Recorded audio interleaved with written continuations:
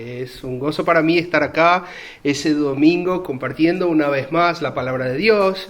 Para los que a lo mejor no me conocéis, creo que acá todos me conocen, pero a lo mejor la gente que me va a ver por redes sociales no me conozca. Me llamo David, soy uno de los pastores acá de la iglesia. Y bueno, ese domingo es muy especial porque estamos empezando una serie de mensajes nueva en un libro que seguramente tiene muchísimo que enseñarnos, ¿sí? Vamos a hablar de un libro histórico, un libro que es muy controvertido de alguna manera, vamos a verlo por qué, y frecuentemente es mal interpretado. Vamos a hablar del libro de Esther. Y si has crecido en la iglesia, o si ya frecuentas a la iglesia hace algún tiempo, seguramente y probablemente has escuchado versiones higiénicas de esa historia, por decirlo de alguna manera. Versiones que limpian un poco una historia que la verdad que es bastante dura, ¿no? Pero quiero proponer que ese libro nos va a mostrar una realidad que es mucho más similar a la vida real que tenemos nosotros, que vemos en nuestra sociedad hoy día, incluso con sus partes más duras y sus partes más vergonzosas.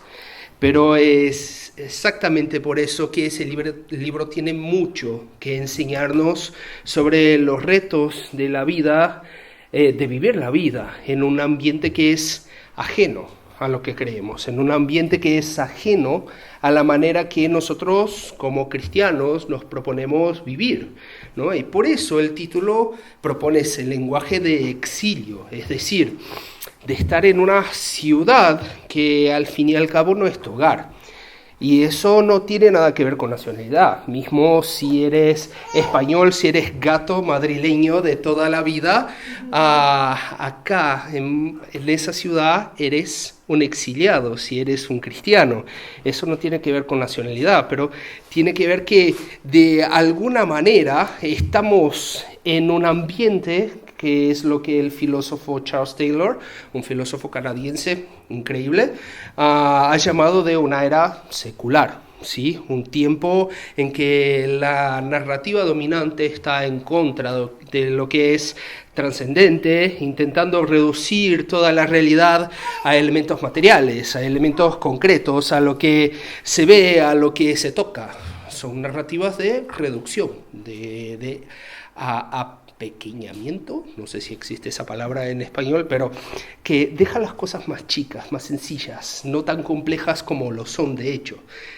Y la fe cristiana, por otro lado, habla de un Dios que se involucra en la realidad, de un Dios que entra en la realidad que vivimos y además nos da una esperanza de una realidad que va más allá de lo que vemos y de lo que sentimos, una realidad que implica en un cambio de pensamiento, en una visión particular y exclusiva, no plural, del mundo, algo que choca directamente con el pensamiento de la mayoría en la sociedad que vivimos. Y por eso, si uno es coherente con la fe que profesa, uno no está 100% cómodo en la ciudad que uno vive. Y lo que vivimos hoy, mismo 2 milenios después y más de 2 milenios después, es algo que es muy similar a lo que el pueblo de Dios vivía en Persia en la época de Esther. Por eso te invito a ver ese exilio en una ciudad secular exactamente de la misma manera que Esther lo vivía, a mirar ese texto y buscar, mientras lo oyes, como lo hicimos en esa mañana, mientras lo lees, como espero que lo hagáis durante ese tiempo que vamos a tener en esa serie de mensajes, que puedas ver las similitudes, las cosas parecidas que tenemos entre nuestro tiempo y lo que se está diciendo en un texto como ese.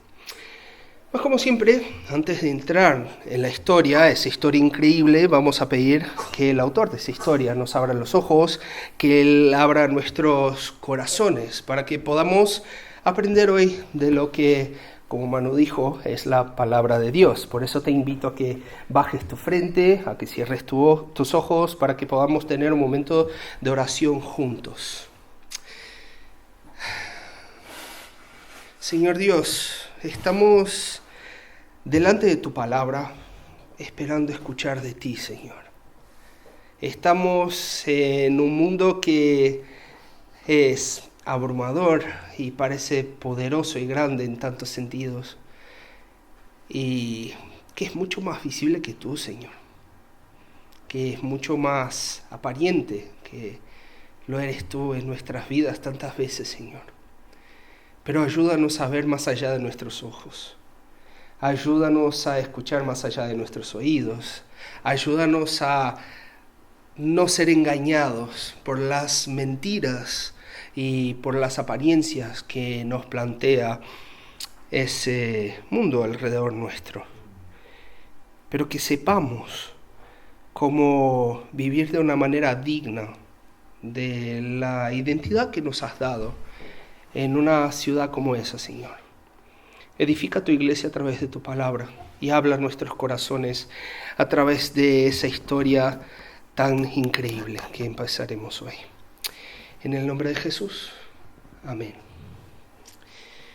Bueno, vamos a empezar a ver esa historia y para entender las lecciones de cualquier historia, siempre es necesario entender el contexto. El contexto es siempre fundamental para entender de lo que va, lo que dice la Biblia. Y creo que hablar de ese texto estando en Madrid nos brinda algunas oportunidades que no habría en otros lugares. Porque estamos en la capital de España, que en un momento de la historia tenía el famoso imperio en el que el sol no se ponía. Tenía un imperio enorme por todo el mundo, algo que, pese a las sombras históricamente, que las hay y no las vamos a discutir hoy, también es una razón de gran orgullo, también es una razón de orgullo a la gente de esa tierra. Sí, el imperio español al fin ha dejado marcas por todo el mundo, empezando por la lengua, ¿no?, que se habla en tantos lugares hoy día y dominaba una inmensa mayoría del continente americano, dominaba y tenía presencia estratégica en lugares de Asia, especialmente en las Islas Filipinas y también en África, donde todavía hay ciudades españolas ahí. Y hasta el día de hoy hay una ingente cantidad de personas que viene a admirar los frutos de ese poder, de tantos siglos de dominación. Palacios enormes contando esa historia, como el Palacio Real acá en Madrid, como el Escorial acá cerquita, o el Palacio Arzobispal en Alcalá de Henares, donde Cristóbal Colón habló con los reyes católicos antes de ir a su viaje a América. Cosas que están todos acá a menos de 30 minutos en coche, muy cerquita. Monumentos, esculturas, pinturas y todo eso como una demostración de la fuerza y de la influencia desde la época de la Reconquista y más allá. Y muchos ya tuvimos la sensación de entrar en esos lugares y quedar impresionados con la belleza, mirar y ver la arquitectura y ver la pintura y ver los detalles de las cosas que se hicieron y ese efecto también hay en muchos otros lugares acá de Europa. En Portugal lo hay, en Inglaterra, y si hablamos de la influencia esparcida en Europa del Imperio Romano, es algo increíble, ¿no? El acueducto acá en Segovia, y si vamos a Roma, ni te lo digo, hay cosas que son casi que intimidantes. Testificarlo hoy día ya impresiona. Imagínate en aquel tiempo. Imagínate cuando estaban en su época áurea, en el auge de su poder. Aquí tenemos exactamente eso. Tenemos a gente testificando el auge del poder de un imperio. Porque si nos vamos atrás en la historia, antes de Roma, antes de Alejandro el Grande, el imperio más poderoso y más grande del mundo era el imperio persa. El imperio que desplazó al gran imperio babilónico y quedó eternizado en escritos como Heródoto y mismo en el cine. Era el imperio más grande del mundo y el hombre más poderoso del mundo en esa época era el rey en cuestión. Él se llamaba Asuero, como lo llamaban en hebreo, pero a lo mejor lo conoces por su nombre más popular, el nombre de Jerjes. Y ese sí, es el Jerjes que fue representado por el brasileño Rodrigo Santoro en la famosa película 300 de Zack Snyder, y en que los 300 espartanos liderados por Leónidas fueron derrotados. Sí, a pesar del icónico This is Sparta, ellos perdieron, ¿no? Ellos fueron derrotados en la batalla de Termópilas en la Segunda Guerra Médica, ¿sí? En Grecia. Y bueno, ese era el Jerjes, ese era el Asuero de esa historia que estamos leyendo. Era un tipo absurdamente poderoso. Su reino iba de Etiopía hasta la India.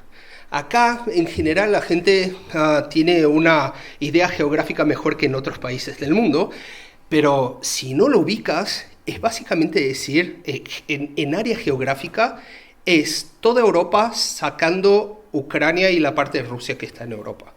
Sacando esos dos países, el área es básicamente similar a lo que era el Imperio Persa. Sería como decir que el imperio de Asuero iba desde Lisboa hasta Helsinki, en Finlandia. Es algo que es realmente impresionante. Era un tipo con un reino diverso, con lenguas diversas y culturas diversas, un poder inmenso. Y ese tipo decidió dar una fiestecita de 6 meses. 6 meses de fiesta. Flipas, chaval, ¿no? 6 meses de parranda. El mismo autor dice, es curioso, que él dice, eso es mucho tiempo. No es normal una fiesta de 6 meses. 6 meses llenándose de vino y mostrando todo el poder que tenía la gente más poderosa después de él, obviamente, ¿sí? Y muchos comentaristas dicen que esa fiesta era exactamente la ocasión en que planificaron esas famosas invasiones de Grecia que llevaron a la batalla ahí con Leónidas y los 300. Entonces se le estaba mostrando ese poder a los poderosos, estaba mostrando ese su dominio como una manera de animarlos a ir a la guerra, animarlos a tener ese orgullo nacional de lo que eran y de lo que hacían. Y esa es una de las situaciones más peligrosas que uno pueda imaginar.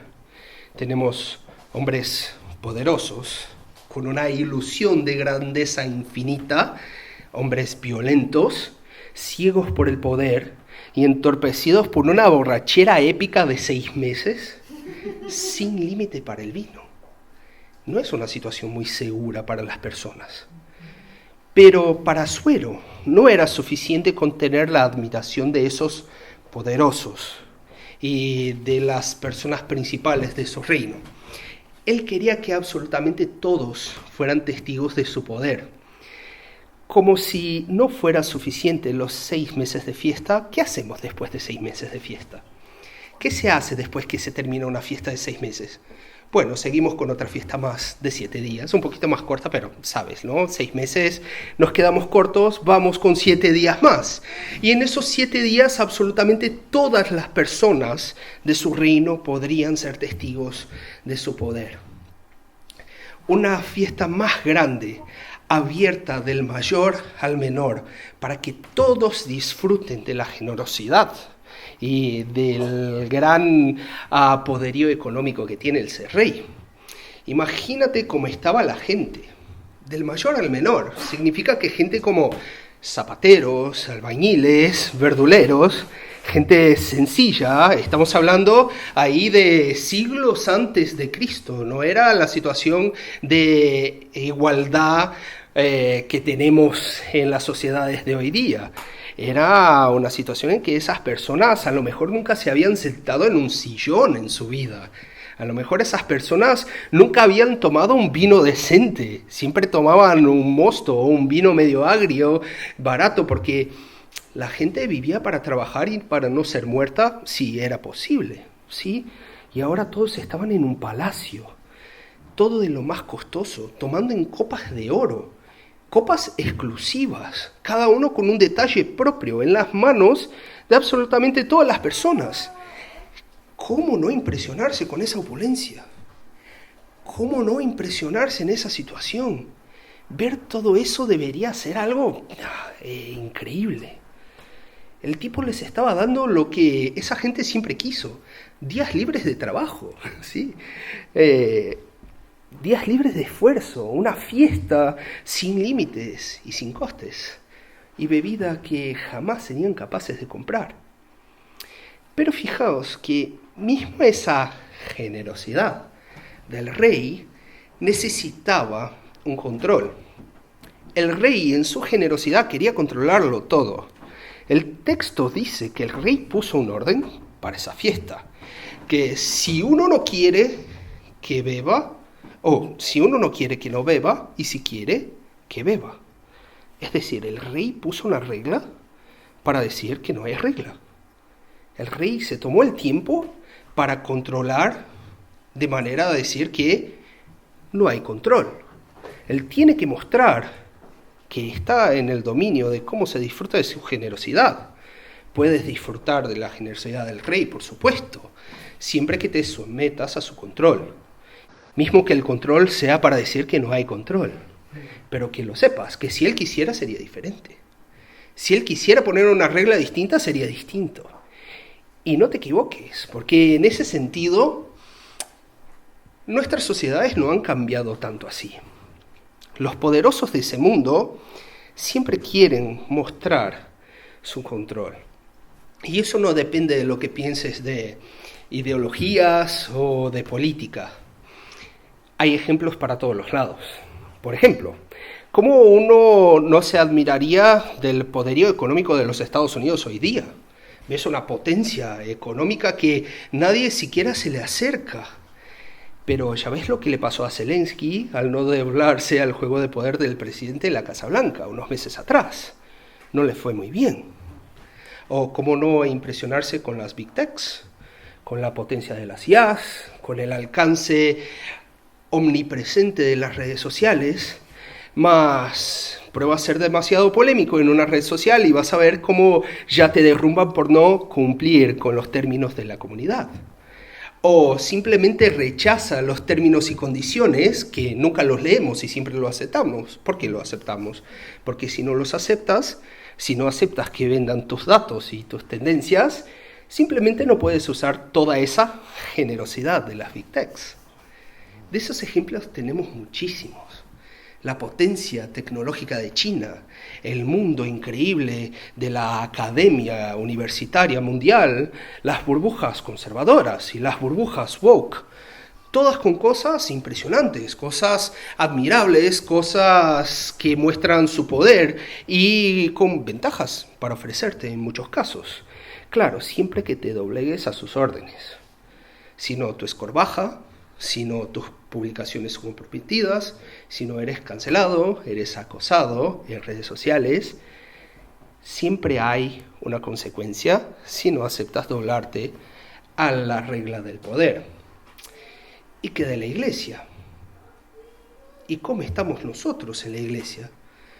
Puede ser que nos estamos asimilando a ese contexto que vivimos. ¿Somos generosos? Bueno, en teoría sí, pero somos generosos hasta que nos toquen las narices. Si un tipo se pone muy pesado, ya quiero alejarme de él. Aceptamos a la gente hasta que empiece a costarnos mucho, hasta que tengamos que abrir mano de mucho de nuestro confort para cuidar de una persona.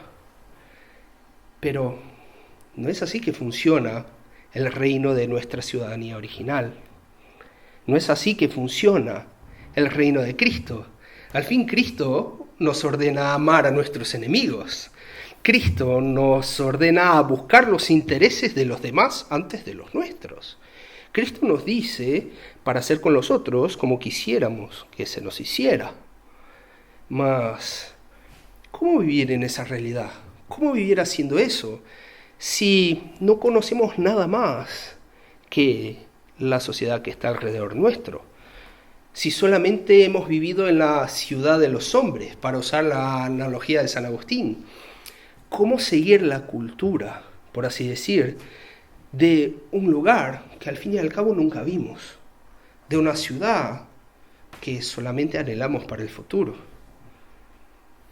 Ese texto también tiene algo a decir sobre eso, porque esa era la situación del pueblo de Dios en esa historia.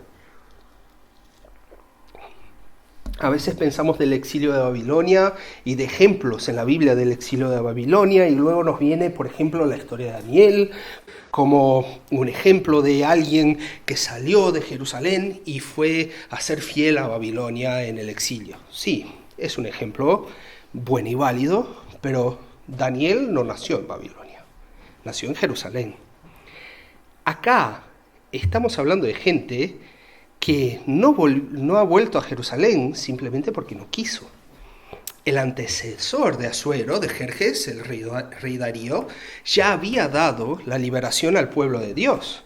Ellos ya no eran más exiliados forzados. Ellos estaban en esa ciudad, en ese imperio, porque querían, porque habían nacido ahí, porque ya estaban cómodos y no conocían nada más. Y es completamente normal perder las referencias de una tierra que nunca viviste. Es completamente normal no tener la referencia de una cultura que no es la tuya. Y eso tenemos ejemplos en todos los lugares. Si miramos a cualquier grupo de extranjeros, y yo tengo mi ejemplo particular. Yo soy brasileño, mis padres son uruguayos, padre y madre, y tengo 2 hermanas. Mis padres se mudaron a Brasil más o menos unos 2 meses antes que yo naciera. Ellos siquiera hablaban portugués. Entonces nací yo y yo tengo el español como mi lengua madre. Pero mis 2 hermanas no hablan español. Tengo 2 hermanas, hijas de padre y madre uruguayos, y mi padre y mi madre tienen un acento brutal en portugués. Hablan portugués, no hay cómo no identificar que son hispanohablantes. Pero en una generación se perdió. En una generación se fue la influencia de algo tan fundamental como la lengua. Eso no es raro.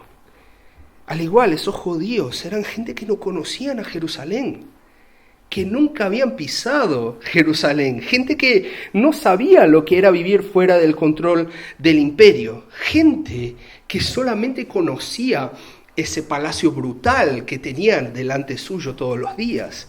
Solo conocían los carros de guerra que salían a menudo para conquistar más pueblos y volver victoriosos a su ciudad. Conocían el olor de los sacrificios y del incienso pagano. Gente que, como nosotros, nunca había visto lo que es vivir en la ciudad de Dios. Nunca había probado vivir en una ciudad que no fuera ese exilio secular. Así que se arriesga a asimilarse y a entrar en el juego del imperio. Se impresiona con su poder, que parece inmenso y absoluto, y se dobla a sus exigencias para seguir disfrutando de su generosidad. Al fin y al cabo, eso es lo que uno conoce. Y ese poder del imperio es evidente, pero ¿dónde está Dios en esa historia? No escuchamos ni una palabra sobre Dios. Y puedes pensar, bueno, los 9 primeros versículos del libro, puede ser que no aparezca Dios. ¿Sabes por qué este es uno de los libros polémicos en la Biblia? Porque Dios no aparece. No va a aparecer el nombre de Dios en todo ese libro. Ni siempre el poder de Dios se nota. El poder del imperio está ahí, plasmado en nuestra visión todos los días. Pero el poder de Dios a veces no se ve. Y claro, tenemos que acordarnos de lo que dice un teólogo que se llama David Strain, que la presencia de la ausencia no es lo mismo que la ausencia de la presencia. Es decir, que Dios no aparezca no significa que Él no esté. Que Dios no se sienta no significa que no esté presente.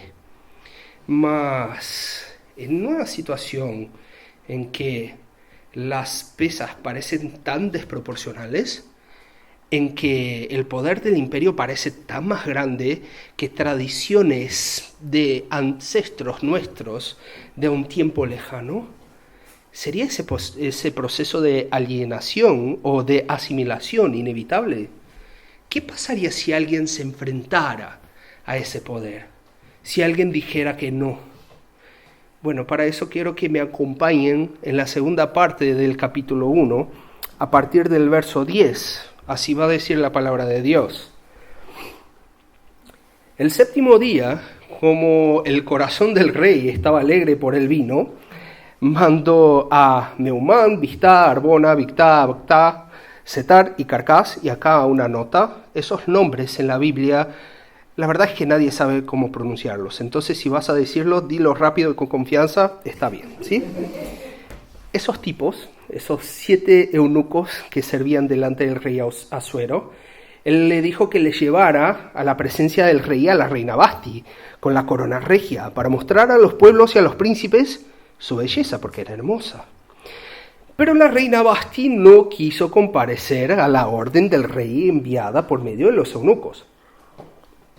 Entonces, el rey se enojó mucho, se llenó de ira y consultó a los sabios que conocían los tiempos, ya que los asuntos del rey eran tratados con todos los que sabían de la ley y del derecho. Los más cercanos al rey eran Carsena, Setar, Admata, Tarsis, Meres, Marsena y Memucán, 7 príncipes de Persia y de Media que formaban parte del Consejo Real y ocupaban los primeros puestos del reino. Y el rey les preguntó: según la ley, ¿qué se debe hacer con la reina Vasti por no haber cumplido la orden del rey Asuero enviada por medio de los eunucos? Entonces dijo Memucán delante del rey y de los príncipes: no solamente contra el rey ha pecado la reina Vasti, sino contra todos los príncipes y contra todos los pueblos que hay en todas las provincias del rey Asuero. Porque esta acción de la reina llegará a oídos de todas las mujeres, y ellas tendrán poca estima en sus maridos. Y dirán: el rey Asuero mandó que llevaran ante su presencia a la reina Vasti, y ella no fue. Entonces las señoras de Persia y de Media, que sepan lo que hizo la reina, se dirán a todos los príncipes del rey, o se lo dirán a todos los príncipes del rey, y eso traerá mucho menosprecio y enojo. Si parece bien al rey, salga un decreto real de vuestra majestad y se inscriba entre las leyes del Persia y de Media para que no sea quebrantado, que Vasti no se presente más delante del rey Asuero, y que el rey haga reina a otra que sea mejor que ella. El decreto que dicte el rey será conocido en todo su reino, aunque es grande, y todas las mujeres darán honra a sus maridos, desde el mayor hasta el menor. Agradó esa palabra al rey y a los príncipes.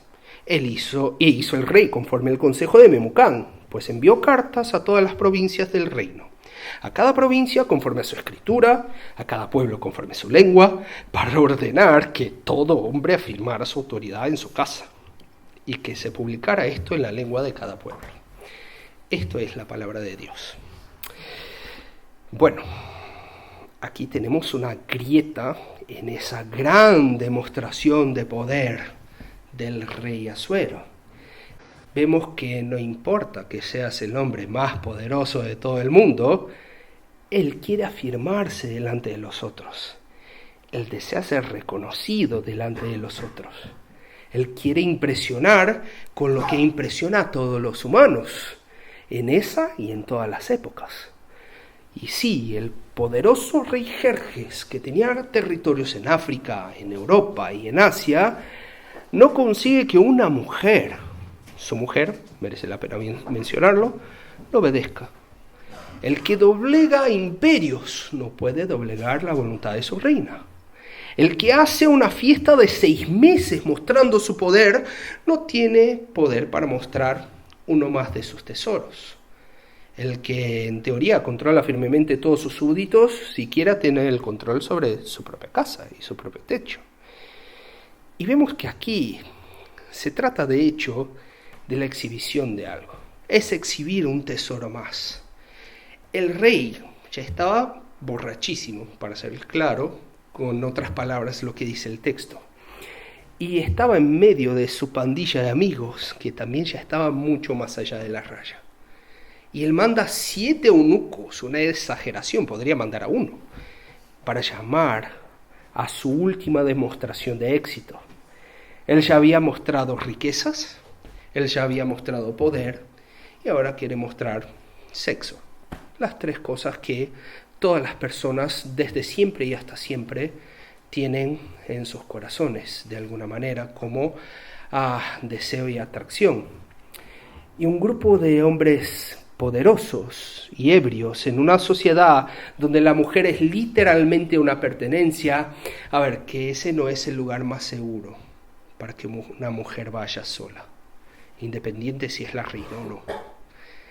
Y no es desquiciado pensar que esa solicitud conllevaría con algún tipo de exhibicionismo o de humillación de carácter sexual para la reina, ¿no? Hablamos de Persia, y eso es una de las cosas que tampoco ha cambiado en nuestra sociedad, porque el discurso cambia, las bases del por qué se hace cambian, pero la realidad y el resultado es el mismo: la objetificación de la mujer en la sociedad. Antes la sociedad machista sojuzgaba a la mujer, ahora la sociedad que dice buscar igualdad predica que la mujer es más libre si ella propia se exhibe por voluntad propia. Pero la mentira acá es creer que lo que uno quiere, la voluntad propia de uno, es sencillamente algo de su libre albedrío. No lo es, no es el caso, seguramente. Influencias de personas, de educación, de la media, mismo de política, moldean lo que uno cree querer y lo que uno quiere de hecho. Como un autor llamado Mike Cosper nos dice, somos barro y por eso somos moldeables y siempre hay algo moldeándonos. Y en ese texto vemos que el discurso era un orden de un hombre hacia una mujer, pero el discurso de hoy día, aunque cambie, tiene por resultado exactamente la misma cosa. La mujer sigue siendo un objeto a ser exhibido, no por otros, pero por ella propia. Mas, ¿qué dice la valiente Basti delante del poder del imperio más poderoso y del hombre más poderoso del mundo? Ella dice que no. Ella dice que no. Y eso nos muestra dos cosas, por lo menos. Primero, que el rechazo es posible. Y segundo, que el rechazo no es bienvenido. No por el imperio. Pensando en lo primero, puede que parezca que el rey tiene poder absoluto.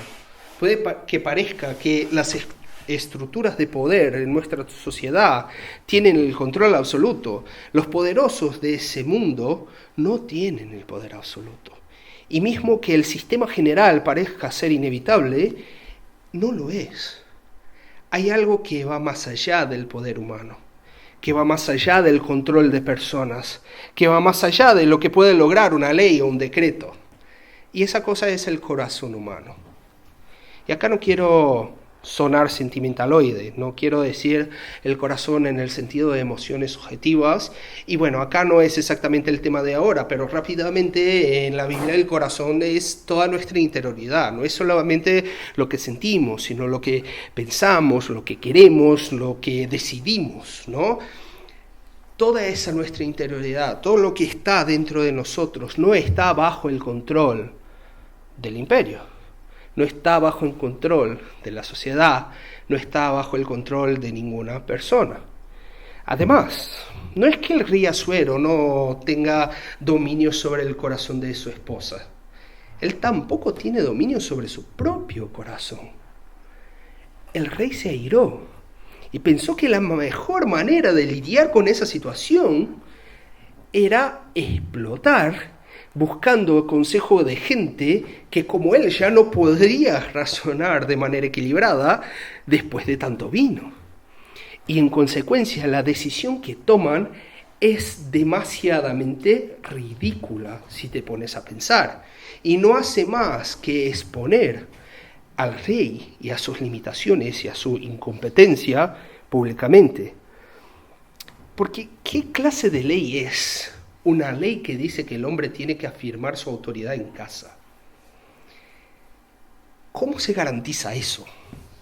¿Cómo alguien puede fiscalizar eso? Entrar en la casa de uno y ver si el hombre está siendo autoridad. Imaginaos, toda la máquina pública de Persia ahora estaba traduciendo ese disparate a cada lengua del imperio. Había mensajeros saliendo a caballo desde Persia hasta lugares tan lejos como Sudán. Y si no ubicas cuán lejos es eso, es como si mandáramos un mensajero a caballo ahora desde Madrid hasta Moscú. Esa era la distancia para llevar un mensaje con una orden como esa. Imagínate la gente en esa ciudad lejana viendo un mensajero del rey llegando. Imagínate viendo el estandarte real y esperando una proclamación. ¿Qué va a decir el rey? Que es tan importante que tuvo que mandar un mensajero hasta ese rincón del imperio. Y cuando viene el mensajero, le dice, esa es la orden del rey. El hombre tiene que mandar en su casa. Imagínate la cara de los hombres. Imagínate la cara del etíope que recibió ese mensaje, diciendo, bueno, díselo a la jefa. Bueno, exígelo a ella. ¿Qué me cuentas a mí? No tiene sentido. ¿Qué logra esa declaración? No logra nada. Simplemente que la gente de todo el reino sepa del papelón que fue el rey siendo ignorado y rechazado por su reina. El descontrol del rey simplemente muestra y hace que su ridículo sea tema de charlas y de chismes por todo el imperio. Todo eso porque, por muy poderoso que sea el rey no controla su propio corazón y tampoco controla el corazón de la reina. Una sociedad que te dice lo que tienes que ser, que hacer, que comprar, que comer, que tener, que pensar, que lograr, es simplemente una expresión más de esa ilusión de poder.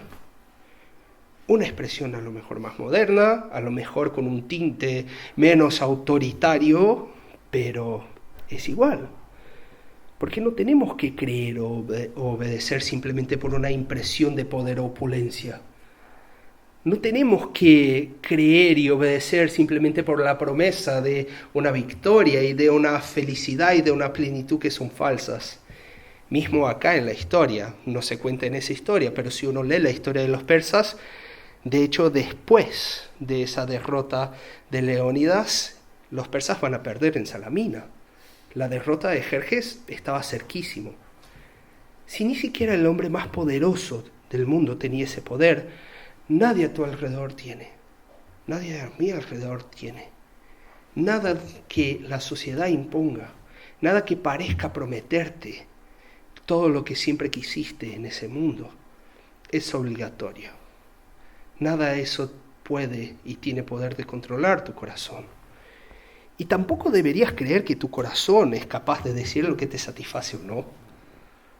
El rey no controlaba su propio corazón, nosotros tampoco lo controlamos. No porque era terco y corto el rey Asuero que no controlaba su corazón, es simplemente porque era humano. Esa es nuestra condición. Por eso el libro de Proverbios nos va a animar a guardar nuestro corazón. ¿Por qué? Porque es difícil hacerlo. Porque el corazón engaña. Todos nosotros ya fuimos y seguiremos siendo de alguna manera engañados por nuestros corazones que cambian, que se apresuran, que son moldeados muchas veces sin que nos percatemos. Y nosotros, para evitar eso, necesitamos de una sabiduría que va más allá de esa ciudad secular en que vivimos. Necesitamos del poder de un rey con palabras que no cambian y con un poder que no tiene fin. Y luego vamos a hablar de ese rey. Pero lo que necesitamos no está alrededor nuestro, no es visible y ni se toca. Pero había una cosa más que nos enseñaba la actitud de la reina Vasti. El rechazo no es bienvenido y el rechazo cobra su precio. Decirle no al imperio cobra su precio. Para la reina la verdad es que le salió barato, porque el imperio persa era famoso por cosas tan tiernas como empalar a sus enemigos y dejarlos expuestos por la ciudad para que los otros temieran. La reina simplemente fue quitada de su puesto y dejada a vivir como una más en el enorme harén de Asuero. Es otra mala decisión más para sumarse a la necesidad de la reacción del rey en su borrachera.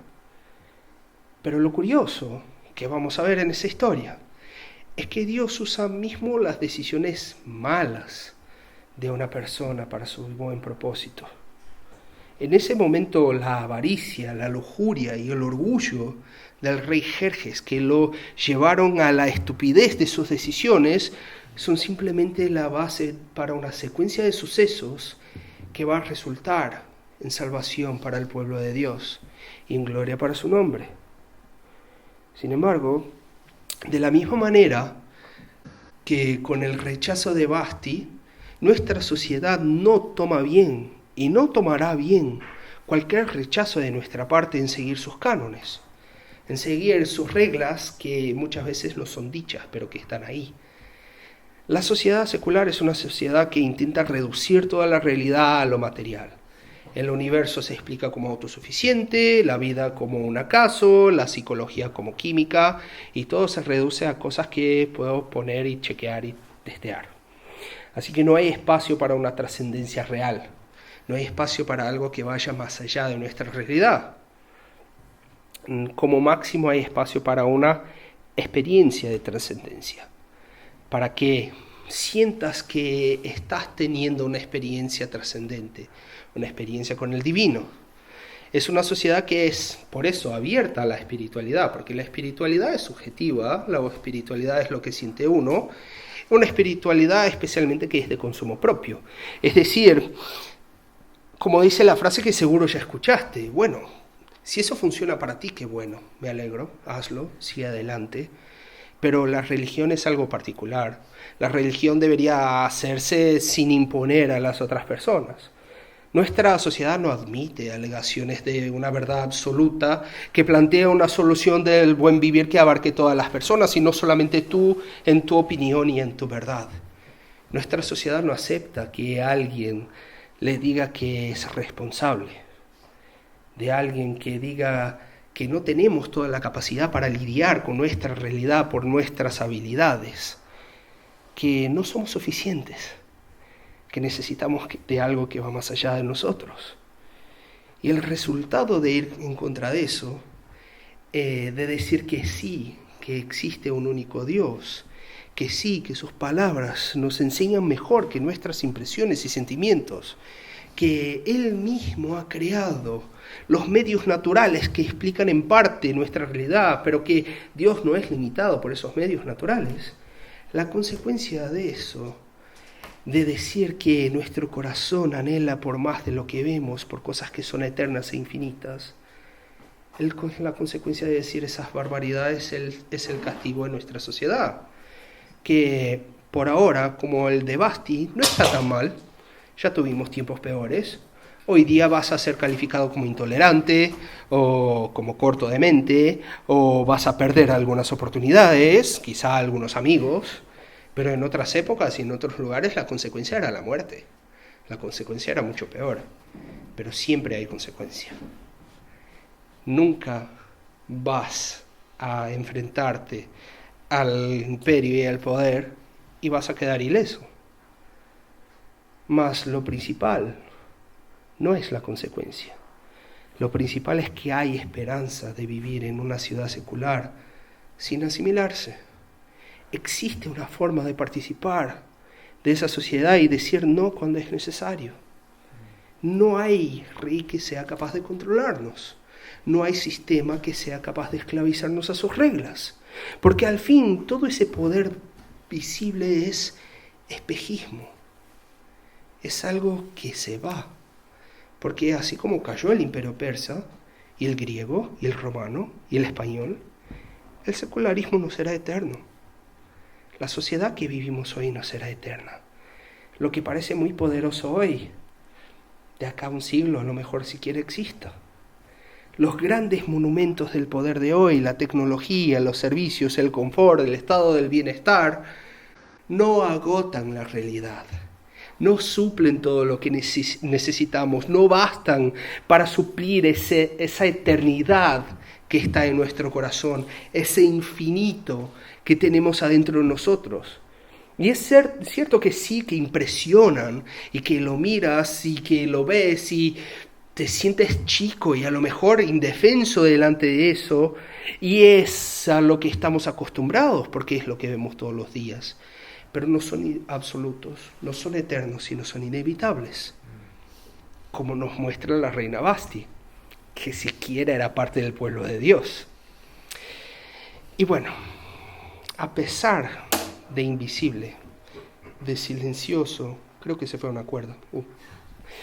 A pesar de invisible, de silencioso, existe un poder mayor actuando en esa historia. Existe un soberano que está por encima de Asuero, mas que no se pavonea de su poder. Un poder que es tan absoluto que no necesita de autoafirmación como lo necesita Asuero. ¿Sabes cómo las personas que son verdaderamente ricas?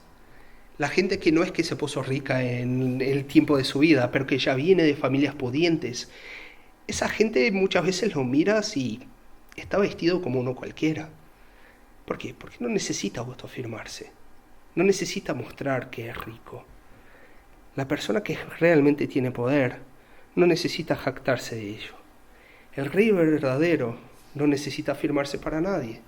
Y sin lujo ninguno, sin un palacio, tiene un nombre que es infinitamente más conocido y más exaltado que el de Jerjes. Su nombre es Jesús. Asuero quiere dar órdenes a lo más mínimo de sus súbditos. El rey del verdadero Jesús vino a servir a sus súbditos. Asuero quiere jactarse de su riqueza y el rey verdadero Jesús nos ofrece su riqueza infinita como herencia. Asuero quiere usar su esposa como un trofeo para impresionar a los otros. El rey verdadero Jesús entrega su vida por su esposa, que es la iglesia. Asuero quiere dominar ciudades con violencia. Y el rey verdadero Jesús va a traer su ciudad eterna para restaurar todo el mundo. Es cierto que el reinado de Jesús es mucho menos visible que el de ese mundo secular. ¿Qué es una iglesia chiquitita como la nuestra comparada con Google? ¿Qué es una viejita leyendo su Biblia comparada con un académico de Oxford? ¿Qué es un padre orando con sus hijos comparado con toda la influencia de la internet, de la escuela y de los amigos? Parece desproporcional, pero es simplemente la diferencia entre lo que es un espejismo y lo que es la realidad, entre lo que es la ilusión y lo que es la sustancia. Es la diferencia entre pavonearse y ser. Es la diferencia entre lo transitorio y lo eterno. En esa historia, Jesús reina, no Asuero. Hoy día, Jesús reina, no el secularismo. Por eso, que no seamos esclavos de ese espejismo, que podamos disfrutar de la libertad que el verdadero rey nos ofrece.